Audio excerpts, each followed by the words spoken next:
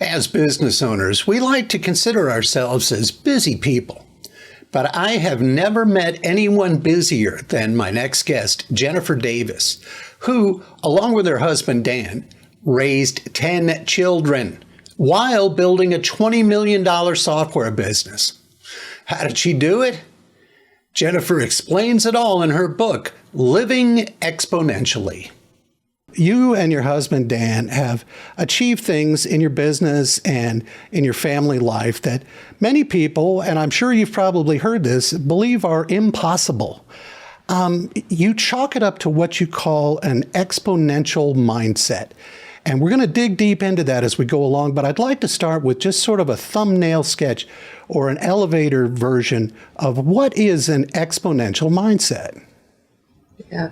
It's interesting. I didn't realize it was something special, but the version of it, as I've talked about it throughout the years, is really thinking about things as a possibility, thinking about, not looking at why things can't happen, but thinking about how things can.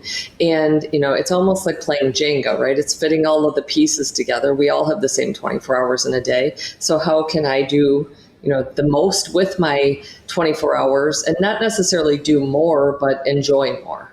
And so that's really the focus of the exponential mindset, is figuring out how to make sure everything you're doing is filled with joy. So it's not just, the rat race of life that I think so many people face in all that they do. That's great. And, it's funny, I wouldn't have normally connected the words exponential and joy together. But I think that's fantastic, and I really like where our conversation is going because, as you and I discussed just prior to our interview today, it is so important for people to not lose sight of their own lives and what they're passionate about. Even when business is going well, you still got a life to lead.